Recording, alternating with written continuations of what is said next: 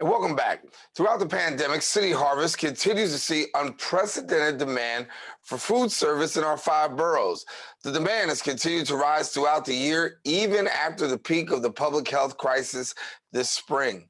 Well, since July 1st, City Harvest has rescued and delivered 64 million pounds of food and 125% over the same period last year. I guess the question remains, what challenges and obstacles does City Harvest face now responding to insecurity, given that we're now in the first quarter of 2021? Here now to share more is City Harvest's Director of Policy and Government Relations, Jerome Nathaniel. And Jerome, good to have you back here, I should say, on Open. Thanks for having us here.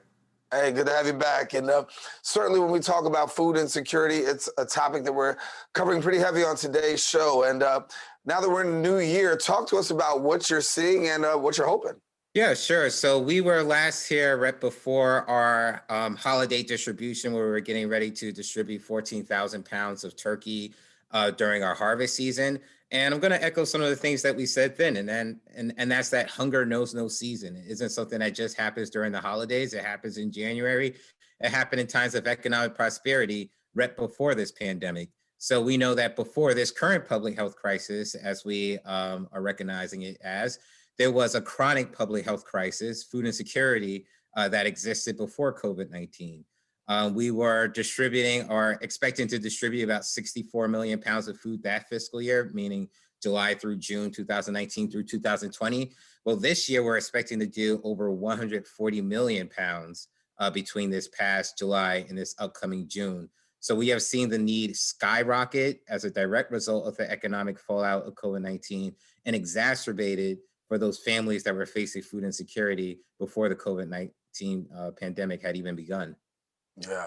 And when we look at these numbers, I mean, they're astounding to see the amount of increase. How have you been able to deal with the amount of increase as an organization? I mean, some have to say you're overwhelmed. Yeah, so we're actually New York's longest and largest operating food rescue organization. We have been doing it since 1982. We responded to crises like Sandy, and we were doing this work during, I guess, as we say, the best of time when still 2.5 million New Yorkers didn't have enough money to afford groceries with other basic expenses like housing and transportation. So we definitely have some of the logistical capacity to support this, but it's really required us to move food more quickly, to open 30 new emergency food distribution sites across the 5 boroughs in areas where there weren't enough pantries, and to also really buckle down and being able to recognize that while our pantries and soup kitchens do a lot of work, we also need to work on federal policies as well as local city policies. Remember, we do have a mayoral election coming up, to work on some of those system issues that lead people to turn to the pantry system. And when we talk about those federal policies, obviously a new presidential administration, are you hopeful, and have you heard anything about how food insecurity is going to be handled through the Biden administration? Yeah, so we can even turn to a few things that have even come up just this past week. You may have saw that there was an executive order that the current administration had signed, that the Biden administration signed, that would essentially look into increasing SNAP benefits, formerly known as food stamps, by 15% for all people that are in the program. And also, which I think is overlooked, it would increase what they call pandemic EBT, which goes a long way for equity because it makes sure that all children in a public school or a school that gets free or reduced meals can access about $120 to $125 a month to pay for groceries. So this includes families that may have mixed immigration statuses, families that are just above that very low income threshold for SNAP, and other families as well. So that executive order was issued on Friday. So that was very promising. And we're also making sure that we're thinking about what was missing in the executive order, because that's what advocates do. We make sure the news gets out about what was in it, but also what was not in it. So we're also talking about the public charge rule, which we spoke about on this show about 2 years ago, was left out. That unfortunately has led to hundreds of thousands of immigrant New Yorkers disenrolling from the SNAP program because it could impact their pathway to citizenship. So we're also advocating to make sure that that rule is taken care of so that immigrant families can safely access the SNAP program. Mhm. Walk me through a little bit of the first quarter for you. How's it going, and what do you see happening coming up in the near future? So what we're still in the very much in the middle of this crisis that's intersecting like I said, this chronic public health crisis of food insecurity that existed before COVID-19. We're seeing 44% increases in food insecurity across the five boroughs. Unfortunately, 64% for children, and by no surprise, disproportionately impacting Black, Latinx, and Asian communities that were uh, uh, uh, facing hunger at higher rates before COVID-19.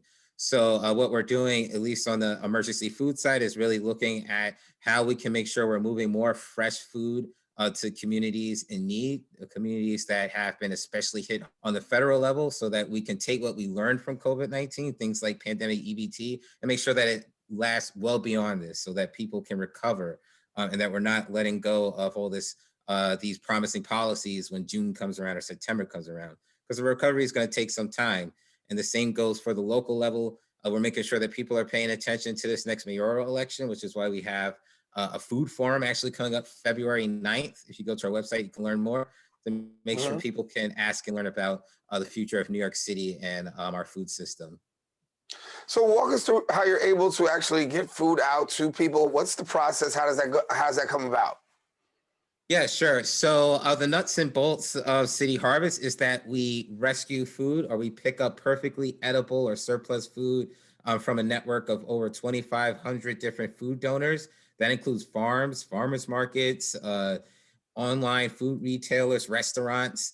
And then we pick up that food and deliver it free of charge to a network of over 400 different pantries, soup kitchens, and shelters across the five boroughs, as well as a handful of NYCHA facilities as well. And at those programs, our community leaders that lead these pantries and soup kitchens are the ones who are directly working with the community, directly making sure that New Yorkers facing food insecurity have food on the plate so that they're able to eat tonight. And so, for people who want to get connected, what do they do if they want to find out more information and get connected to you? I always invite people to visit our website. We have a number of ways that you can get involved. If you visit our website, there's information on how to donate. A donation goes significantly far further away than, let's say, like a can donation. If you donate money, because of our purchasing power and our network, we're able to make sure that we're accessing, the proteins or whichever foods that we need to get to the pantry system. And there's also opportunities to advocate through our website for things like the public charge. Like I said, if you click on the Take Action Advocate page, and ways to also put together your own virtual can drive or food drive as well. Mhm. And you guys have a mobile market, right? And you do these mobile markets. So let somebody know how the mobile market actually works. hmm Yeah. So as I said, we're also in NYCHA programs as well. We're in South St. Mary's, Mariners Harbor, a handful of locations across the five boroughs. And the way this works is that we have a tractor trailer. So that's over 20,000 pounds of fresh produce that we distribute at over 8 different mobile markets across the five boroughs.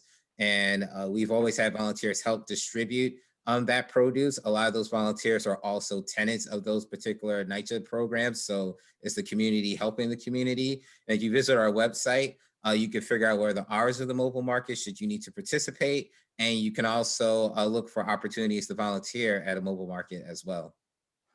So we want people to know that City Harvest is doing some great work in and around our city. Obviously inundated since the COVID-19 pandemic has really affected a lot of people.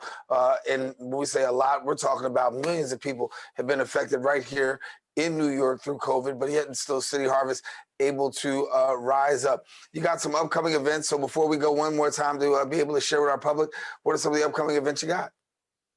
Yeah, so one of the big ones that I did want to talk about is we have a mayoral food forum. So you can learn about the future of food. If you go on our website, it's on our front page right now. And you can submit questions too to 8 of the top polling candidates right now for the mayoral election. So that event's on February 9th. You can submit questions through February 1st. We also have a winter family carnival coming up. That's February 25th has a neon dance party theme. So it's something for the children that might be at home and they're looking for something fun to do in this virtual environment. That's something that you can join us for as well. And a full list of all the things that we have coming up is on our website. If you go to Take Action and you click on events, I'm sure you could find something that's for everyone in the family. We want to make sure everybody in the family has an opportunity to take part in that. Thank you so much for sharing with us the work that's going on with City Harvest, Jerome. And listen, if there's anything that we can do to help to spread the word, let us know, because food insecurity is big, but we are glad that we can be able to help to bridge the gap. Thanks much. Yeah, thanks so much for having us here again. All righty. Well, I want to let you know that if you want more information about City Harvest, of course, go ahead and visit their website, and we encourage you to do that. Also, finding out about that mayoral forum, have your voice heard. If you need some questions, listen, you can give those questions and put those questions forth that you might be able to get the answer that you're looking for. All right, we're taking a break. Have more show coming up. Don't go anywhere. Oprah will return right after this.